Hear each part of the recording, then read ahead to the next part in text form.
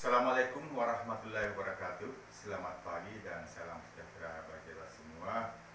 Om Swastiastu, Namo Buddhaya. Salam PKA bahagia, kongsi sukses. Hari ini kita akan membahas mata pelatihan manajemen perubahan sektor publik yang merupakan salah satu mata pelatihan yang ada pada agenda 2, yaitu agenda kepemimpinan kinerja. Mata pelatihan ini merupakan tentu saja kelanjutan daripada agenda pertama, itu agenda kepemimpinan Pancasila dan nasionalisme, di mana pada agenda pertama tersebut itu fokusnya adalah mengarahkan pembangunan integritas yang merupakan interaksi daripada etika, akuntabilitas, kompetensi tanpa korupsi. Kemudian mata pelatihan selanjutnya adalah pada agenda keduanya adalah kepemimpinan transformasi. Namun sebelum memulai mata pelatihan manajemen perubahan sektor publik, izinkan saya memperkenalkan diri. Nama saya Erik Rahim. Untuk telekomunikasi personal, Bapak Ibu bisa menghubungi mobile phone saya ke WhatsApp sebagaimana tertera di atas. Kemudian by email, alamat rumah saya di BTN Kopau, Blok D1 nomor 42, Provinsi Sulawesi Selatan. Namun untuk informasi terkait dengan lembaga kami, Bapak Ibu bisa menghubungi website kami, website resmi kami, yaitu www.dpsdm.provinsi.go.id. Baik Bapak Ibu, adapun dasar hukum daripada pelaksanaan pelatihan pembinaan administrator, yaitu tentu saja Undang-Undang Nomor 5 Tahun 2014 tentang ASN, kemudian PP Nomor 11 Tahun 2017, selanjutnya Peraturan Menteri PAN RB, dan semuanya telah diderivasi melalui peraturan LAN atau dijabarkan dengan lahirnya peraturan LAN nomor 16 tahun 2019 tentang PKA. Di dalam pelatihan kepemimpinan administrator ini ada 4 agenda. Yang pertama adalah agenda kepemimpinan Pancasila dan nasionalisme, kemudian kedua adalah agenda kepemimpinan kinerja, yang ketiga adalah agenda manajemen kinerja, yang terakhir adalah agenda aktualisasi pimpinan.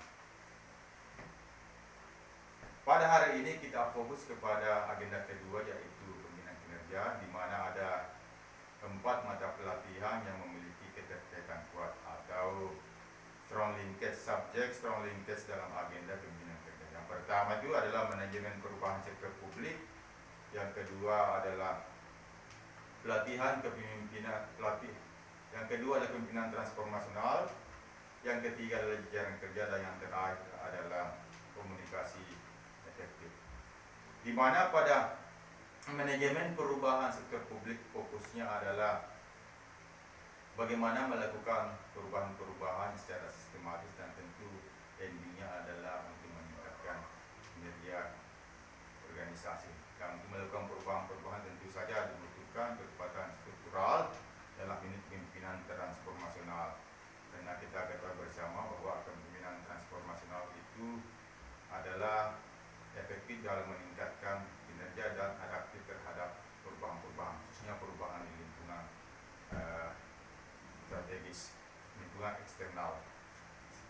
Adapun tujuan daripada pembelajaran ini adalah peserta diharapkan mampu memahami dan menjelaskan konsep manajemen perubahan sektor publik, kemudian kepemimpinan di dalam manajemen perubahan, bagaimana strategi dalam pelaksanaan perubahan sendiri, bagaimana tahapan dalam manajemen perubahan, dan terakhir adalah bagaimana menganalisis permasalahan.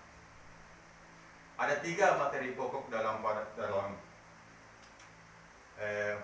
pelatihan manajemen perubahan sektor publik. Yang pertama adalah manajemen perubahan dan tantangannya, yang kedua adalah mengelola perubahan di unit organisasi, dan terakhir adalah analisa permasalahan perubahan dan dari perspektif manajemen perubahan. Adapun makna pertama itu kita awali dengan makna perubahan. Makna perubahan sebenarnya itu adalah proses transformasi ke kondisi yang tentu saja kondisi yang baik atau yang lebih baik guna mengakselerasi terwujudnya OBT atau organisasi berkinerja tinggi atau high performance organisasi. Jadi tentu saja perubahan yang dimaksud sini adalah perubahan yang inovatif. Sedangkan manajemen perubahan adalah suatu proses sistematis untuk melakukan sesuatu yang berbeda dan menuju ke arah yang lebih baik itu sendiri. Baik Bapak Ibu, tentu Bapak Ibu sering mendengar kata inovasi, dan definisi inovasi ini kalau kita telusuri melalui situs internet dan macam-macam, tentu sangat beragam, sangat banyak. Dari dalam konteks saya memaparkan, memberikan beberapa definisi inovasi baik dari Besant, kemudian Robbins and Coulter, Jones, Robbins and Judge.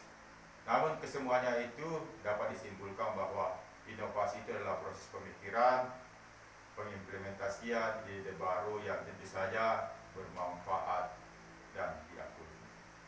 Inovasi ini sebenarnya muncul karena adanya tuntutan atau munculnya tuntutan perubahan di sektor publik itu, dan disebabkan yang pasti itu adalah tuntutan stakeholder. Kemudian yang sangat terasa sampai saat ini adalah perkembangan teknologi atau revolusi industri 4.0, kemudian perubahan regulasi, dan tentu saja adalah political will. Semuanya ini tentu memiliki manfaat daripada perubahan. Sekali lagi bahwa perubahan yang dimaksud di sini adalah perubahan yang inovatif, dan inovasi itu sendiri adalah ending goal-nya adalah meningkatkan kinerja organisasi. Ada beberapa nilai dasar dalam manajemen perubahan. Yang pertama adalah visioner, kolaboratif, partnership, informatif, kemudian yang terakhir adalah adaptif dan responsif. Baik Bapak Ibu, saya akan memberikan visualisasi terkait daripada jenis dan tipe inovasi. Ada beberapa jenis inovasi, yaitu yang pertama inovasi menurut Rogers, yaitu inovasi itu bisa berupa produk, bisa berupa praktek, bisa berupa ide, bisa berupa pelayanan dan proses. Namun inti daripada inovasi adalah penciptaan nilai. Tentu nilai yang dimaksud ini nilai efisiensi, efektivitas. Namun tipe perubahan dalam organisasi ada yang bersifat routing, ada yang bersifat peningkatan, dan ada yang bersifat inovatif. Tentu semua ini sekali lagi dibutuhkan peran kepemimpinan. Dalam hal ini peran Bapak Ibu sebagai dalam level kepemimpinan administrator. Karena di dalam melakukan perubahan ini tentulah dibutuhkan kekuatan-kekuatan struktural, strategi aktor yang terlibat, ketersediaan SDM, anggaran, bagaimana kita memahami karakteristik organisasi, bagaimana tingkat responsivitas daripada sumber daya manusia, dan bagaimana yang paling penting adalah bagaimana di dalam meminimais atau mengatasi daripada resistensi terhadap perubahan. Dan tentu pula yang paling penting pula yaitu dari bagaimana kita membangun budaya inovatif dalam organisasi.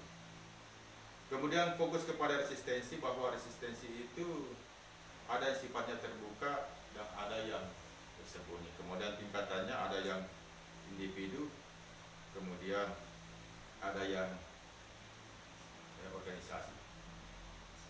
Kemudian selanjutnya keterkaitan antara manajemen perubahan dengan strategi perubahan, bahwa manajemen perubahan itu berisi daripada tahapan-tahapan, dan untuk mengimplementasikan tahapan-tahapan itu tentulah membutuhkan metode, cara, atau membutuhkan strategi bagaimana melaksanakan daripada tahapan-tahapan itu sendiri.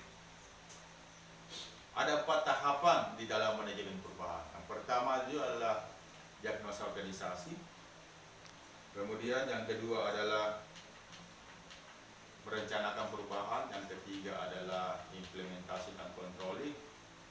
Dan yang terakhir adalah bagaimana mengevaluasi daripada hasil implementasi dari perubahan tersebut. Baik Bapak Ibu, ada banyak strategi yang dalam mengimplementasikan daripada manajemen perubahan. Ada model Lewin three-step model, ada Project Diffusion of Innovation, dan ada 6D dari LAN. Baik, dalam penjelasan mata pelatihan manajemen perubahan sektor publik terkait dengan strategi perubahan, saya mengangkat daripada model 3 langkah dari Lewis atau Lewis three step models, di mana yang pertama itu adalah unfreezing. Itu langkah pertama, kemudian kedua adalah change, dan yang terakhir atau langkah ketiga adalah unfreezing. Unfreezing pada langkah pertama itu adalah bagaimana menciptakan mengidentifikasi friksi yang disebabkan oleh perubahan. Kemudian yang kedua adalah bagaimana menciptakan budaya baru, bagaimana menciptakan perilaku-perilaku baik. Kemudian tahap terakhir mengembangkan metode-metode perubahan seperti itu. Jadi ada 3 daripada strategi perubahan yang disampaikan oleh atau model Lewin three step model. Adapun strategi pembelajaran pada materi pokok kedua, yaitu melalui ceramah interaktif dan kemudian melalui diskusi kelompok kecil atau bus group. Kemudian pada materi terakhir atau materi pokok yang ketiga itu analisa permasalahan perubahan unit organisasi dari perspektif manajemen perubahan. Di sini metodenya itu membahas kasus melalui diskusi kelompok kemudian presentasi dengan fokus-fokus yaitu mendiagnosa organisasi, bagaimana pelaksanaan perencanaan perubahan, sekali lagi perubahan yang inovatif, strategi pelaksanaannya, bagaimana pengendaliannya, dan bagaimana hasil evaluasi perubahan itu sendiri. Kemudian strategi pembelajaran sebagaimana saya katakan juga diselingi melalui games ice breaking yang untuk memecahkan kejenuhan, kira-kira seperti itu. Adapun evaluasi itu dilakukan secara kualitatif, yaitu dengan kriteria atau indikator. Pertama, melihat antusiasme daripada para peserta pelatihan administrator dalam memperhatikan paparan daripada fasilitator atau ide suara, kemudian kualitas pertanyaan atau jawaban yang diajukan, kemudian tingkat interaksi atau intensitas keterlibatan dalam pemberian tugas-tugas yang disampaikan oleh ide suara atau fasilitator. Saya kira demikian strategi pembelajaran untuk mata pelatihan ilmu perubahan sektor publik yang merupakan bagian daripada mata pelatihan di agenda 2 atau agenda pembinaan kinerja. Tentu manajemen perubahan sektor publik ini memiliki keterkaitan kuat dengan kepemimpinan transformasional, karena kepemimpinan transformasional ini selalu bertolak dengan perubahan yang terjadi dan sangat efektif di dalam melaksanakan atau mengimplementasikan perubahan itu sendiri. Dan akhir kata, terima kasih atas kontribusi atau kerjasama yang disampaikan atau yang diberikan dari para peserta. Saya yakin apa materi yang saya lakukan, yang saya sampaikan pada hari ini tentu memiliki kontribusi yang signifikan dalam peningkatan kinerja Bapak Ibu maupun kinerja organisasi saudara atau Bapak Ibu. Dan terakhir bahwa kita tentu mampu melakukan perubahan itu. Sekarang poinnya adalah mengenai goodwill Bapak Ibu sendiri, karena saya yakin Bapak bisa, Bapak kompeten untuk melakukannya. Wabillahi taufiq wal hidayah. Wassalamualaikum warahmatullahi wabarakatuh.